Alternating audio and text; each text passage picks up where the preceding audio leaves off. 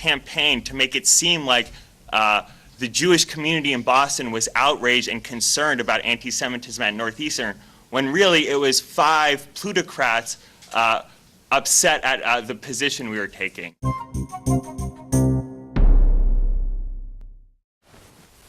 Hello, my name is Stanley Heller. Welcome to The Struggle. The Struggle is shown on 23 cable stations from Vermont to New York City, on the internet at thestruggle.org, our YouTube channel, Struggle Video Media.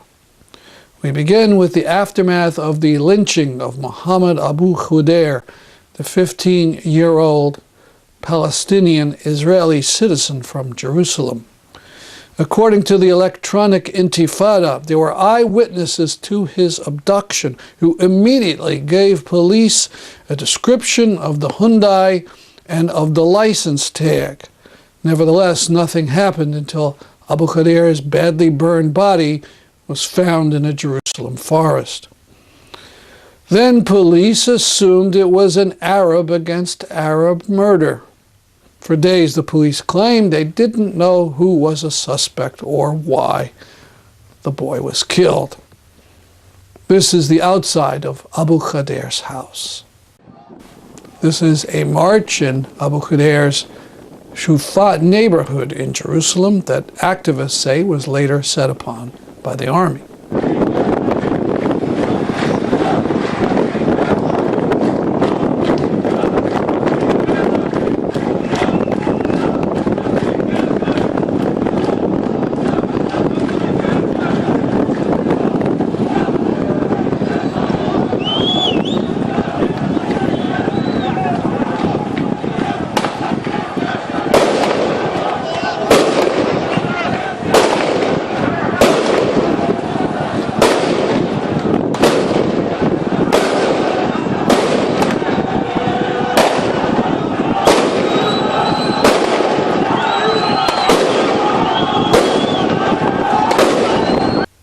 Next is a video that went viral. It shows the beating and stomping of a youth by 2 masked Israeli soldiers. There is no sound with the video.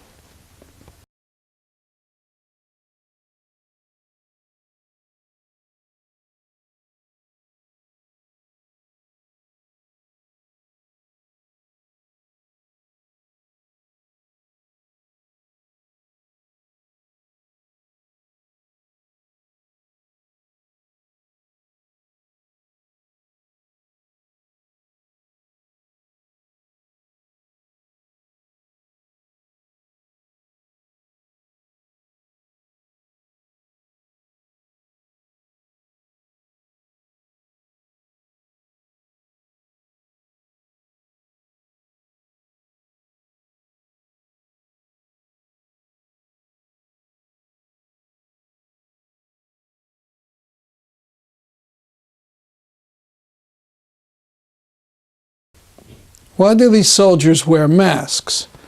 Evidently so that they can not be identified when they commit abuses.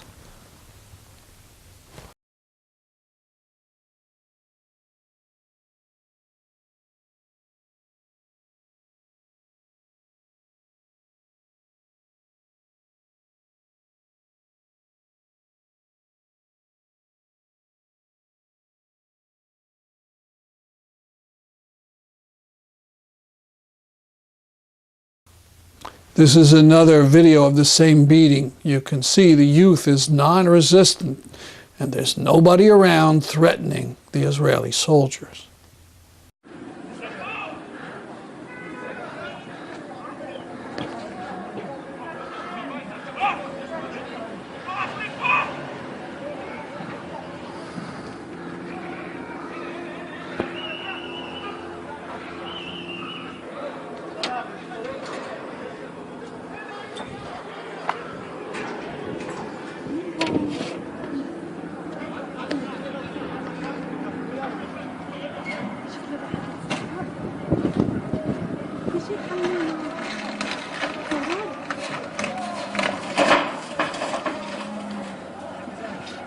This is a photo of Tarek that the family provided to Electronic Intifada, and this is another one after the beating.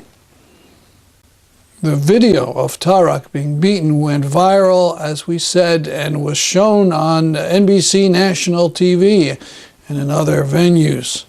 This finally spurred the U.S. government into action, and they made complaints, and Tarek was let out on bail under house arrest. As we record, Haaretz says 6 Israelis have now been arrested as being suspects in the murder of Mohammad Abu Khudair. In 1955, the lynching of Emmett Till awoke America to the horrors of racism against blacks. Someone has put together this montage of Emmett Till on the left and Mohammad Abu Khudair on the right. Let's hope it has the same profound effect on public opinion.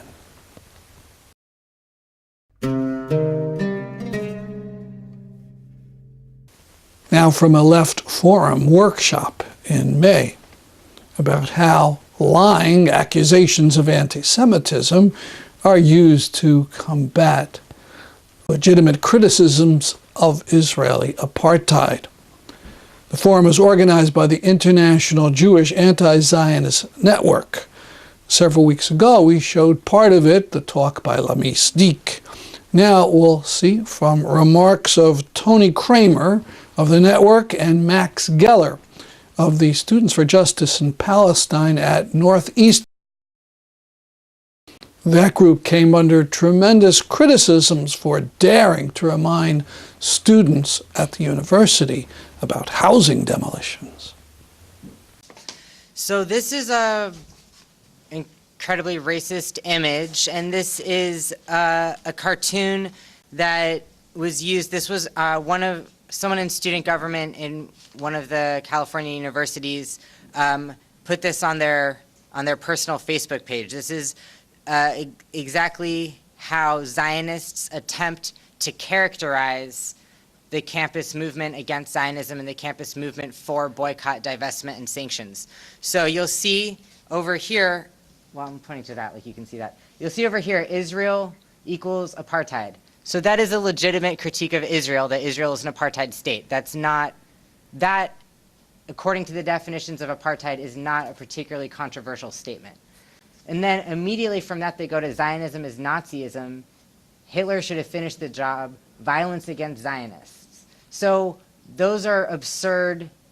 Those claims are not part of the BDS movement. And you can see that it's incredibly, the racist depiction of the anti-Zionist students here as a complete caricature. And then also that the administration would be protecting them. It's really absurd, but this is the kind of rhetoric that we're up against. This is what the student movement actually looks like.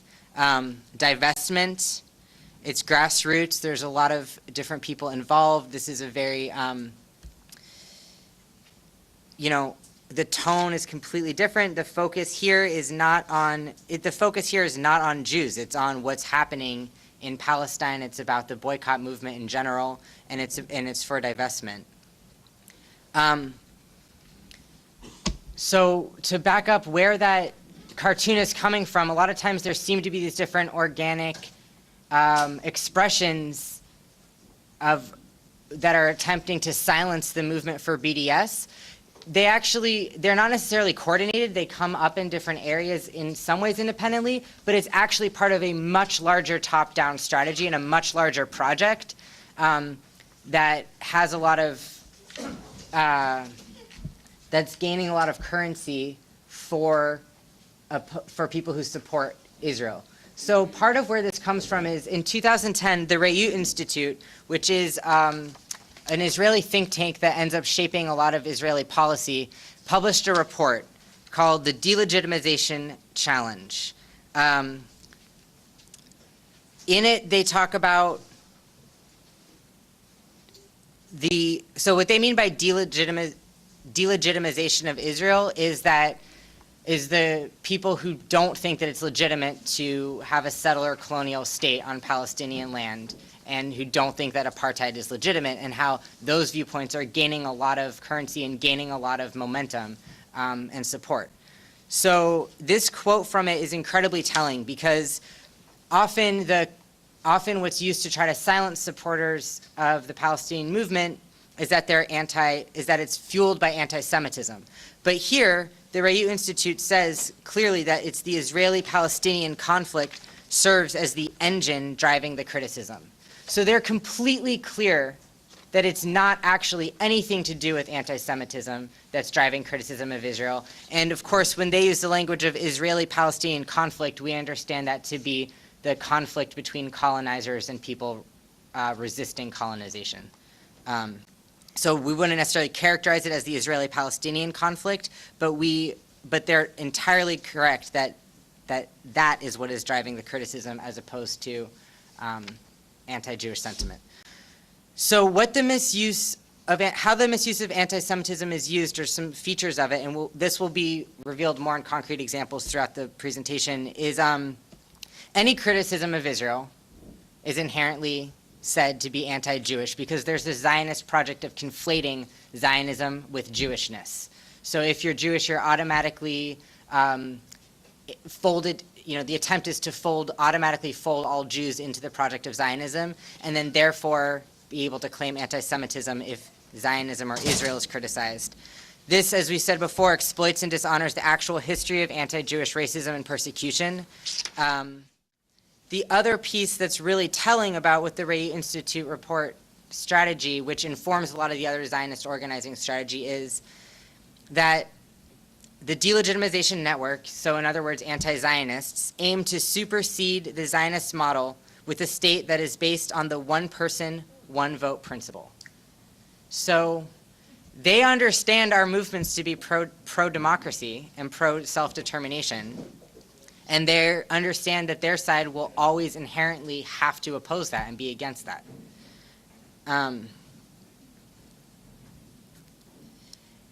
Right, so and they say negate Israel's right to exist based on a variety of political and philosophical arguments, and then, in other words, democracy. So isolating the delegitimizers, this is exactly the language that we heard, and Jabotinsky described the ideological and tactical iron wall. Israel should engage its critics while isolating the delegitimizers. So by making dialogue groups, making certain conversations that are within the Oslo framework, that are within the sort of two peoples engaged in conflict conversations, Zionists actually put funding towards those conversations, or trying to make those conversations happen on campuses, so that there's a very limited range of critique that there's a lot of effort being put into making appear acceptable, to further marginalize, to further frighten people away from actually talking about what's going on in terms of a settler colonial state, in terms of an apartheid state, and in terms of Zionism and white supremacy. So that is part of the idea, to drive a wedge and isolate, marginalize, and make it seem like parts of the movement are too radical. Getting into some of the brass tacks of what this strategy entails, literally targeting people. They talk about hubs and catalysts. So hubs are places where there's a lot of activity that supports Palestinian self-determination and the boycott, divestment, sanctions movement. And catalysts are, they say, units of the network, but what they mean by units are people who dedicate themselves to this cause, and they're really willing to stop at nothing to target these catalysts, like personally threatening people, following people, showing up places, defamation, using cyberbullying, and Max and Lemis can both speak more to what some of that targeting looks like. Can I just say, Yeah. When the Israeli Consul General of Boston came to Northeastern, eventually I convinced my university that as a student there was no grounds for them to deny me entry, and so I went in, and one of the first things the Consul General said to the assembled Zionist students in Boston was, there is no reason to let Boston become, and he mentioned, clearly this root paper got around because he said, I will, not on my watch will Boston become a London, a Paris, a Toronto, or a Madrid.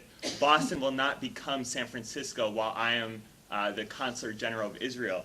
And then the implication being that if it seems like it's going to become, we will target the individuals, the driving force behind the radicalization of Boston students. Absolutely. So, I mean, part of what this means is that in another part of the Rate Institute report, they describe that Zionists and Israel tends to work from the center to the periphery or top down, emphasizing formal relations between political and business elites, focusing on mainstream media, and often being guided by the mindset that if you are not with me, you are against me. On the other hand, Israel's delegitimizers work from the periphery to the center and bottom up, focusing on non-governmental organizations, academia, grassroots movements, and the general public, using social networks and being guided by the mindset that if you are not against me, you are with me. So again, I might use slightly different language in that, but they're very clear that what we are is grassroots, and they're trying to mimic. They are not, in fact, a grassroots movement, but they're trying to mimic grassroots movements in order to sort of be able to confront us on the terms and on the ground that we are inevitably going to be more successful than they are, which is the grassroots. So this Israel Action Network is part of their attempt to appear of grassroots. It's a strategic initiative of the Jewish Federations of North America, which is a powerful Zionist institution in partnership with the Jewish Council for Public Affairs. And then you'll notice, I think it's just worth pointing out that these are both described as Jewish organizations. They're Zionist organizations. And they're calling themselves Jewish so that they can claim to speak for all Jews. It's simple, and I think there are ways we get used to seeing that, but I do think it's worth pointing out that they are not Jewish per se, but they are Zionist. For Jewish Zionists. I'm not saying they're not full of Jewish people. So this was a $6 million at launch. It's now has about 300 million invested in it, from 100 million from the State of Israel and 200 million from U.S. Zionist organizations. But it's called the Action Network. It's totally trying to appear to be grassroots. And it's about gleaning and sharing intelligence, organizing and mobilizing. And that $200 million that Toby just spoke about comes from 5 sources, only 5. And some of the people, it'll make me want to spit, but I'll try and avoid doing so. But we're talking about the Koch brothers, who I count as one person.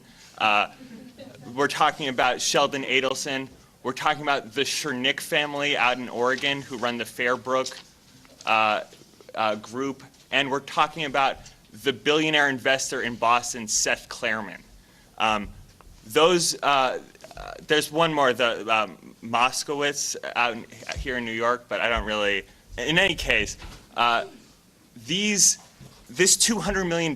Can you go to the next slide? Oh no, stick with Israel Campus Coalition. Sorry. This $200 million plays out in a really interesting way. The Middle East Forum, Daniel Pipes's racist vehicle to attack all things Islam, receives the entirety of his operating funds from grants from these 5 major donors, as does Pam Geller's ads, as does the sort of, at Northeastern University, when we had the beginnings of when we deigned to walk out of the Zionist group Stand With Us, who some people in the room might know, but who also receives the bulk of its operating funds from Seth Klarman and Sheldon Adelson, brought on the week where the Holocaust was being remembered. Again, a very clear and disgusting attempt to conflate Judaism with the Israeli settler colonial project brought active duty Israeli soldiers to campus on Holocaust Remembrance Day. And students, including myself and Tori, who's in the room, organized a walkout, a traditional nonviolent walkout of these Israeli soldiers. Following that walkout, there were 30 articles in 20 different news sources, all 20 of these media outlets, from PJ Media to Pam Geller's Atlas Shrugged to the Times of Israel, wrote very similar articles defaming us, defaming and charging Northeastern with fostering an anti-Semitic climate on campus because students walked out of an Israeli soldier event and disrupted Holocaust Remembrance Day. It started to really seem, especially for the administration, like there was a grassroots movement because 30 different articles in 20 different papers couldn't possibly be a coincidence, right? There must actually be an anti-Semitism problem, and so the university sanctioned us. And this is only this is the sort of first stage in the censorship of Northeastern Students for Justice in Palestine, but it came on the heels of a AstroTurf campaign to make it seem like the Jewish community in Boston was outraged and concerned about anti-Semitism at Northeastern, when really it was 5 plutocrats upset at the position we were taking. But it sure seemed like a litany of complaints. Please, yeah. Within 6 months of our initial sanction, we were suspended. And on the day our suspension went into effect, the Brandeis Center for Human Rights Under Law, another one of these organizations which receives, and this is all a matter of public record, their 501(c)(3)s are available for public viewing because it's our money that they're not paying to, we're the ones subsidizing their tax-exempt status. The Brandeis Center for Human Rights Under Law opened a new chapter at Northeastern University. And their sole tenet is to equate, quote, anti-Israelism with anti-Semitism. And as you can see, they're willing to engage in sort of what we know as lawfare to silence critics. One of the bulletin boards that SJP at Northeastern had access to, we put up a sign that said, Judaism is a Semitic religion. Zionism is an exclusionary political ultranationalist ideology. Criticizing Israel for Zionist policies is not anti-Semitism. That's what the bulletin board said.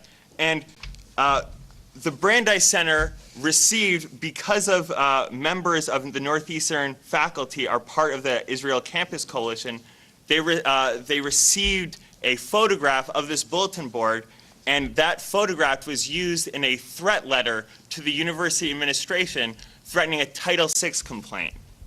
And I think Title VI is a sort of civil rights, the law that came out of the civil rights movement to ensure that there would be no more institutionalized bigotry on campuses.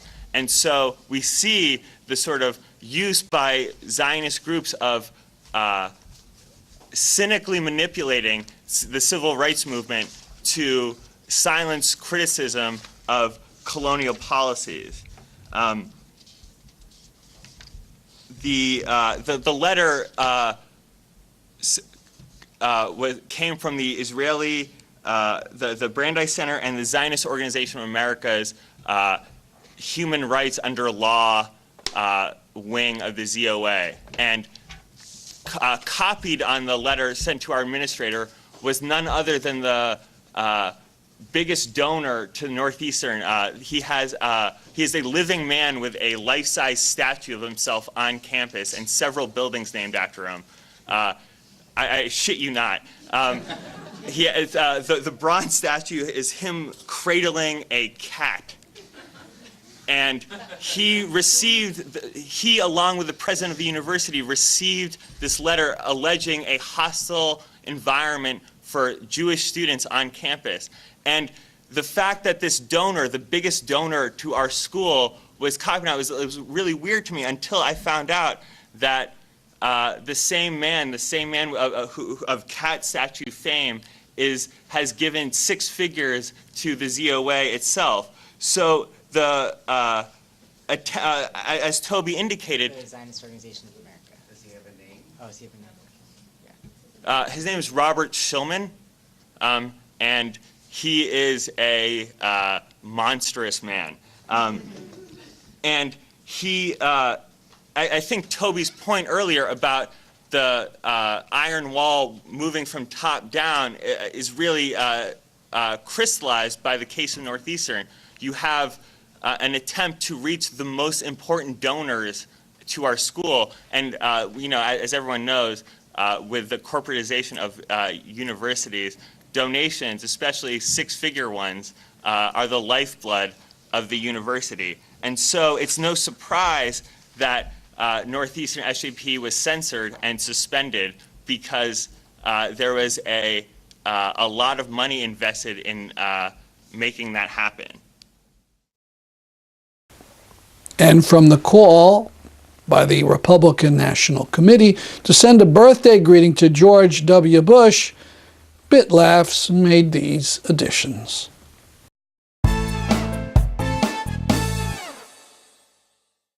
That's our program for today. See you next week at this time. I'm Stanley Heller, and this is The Struggle.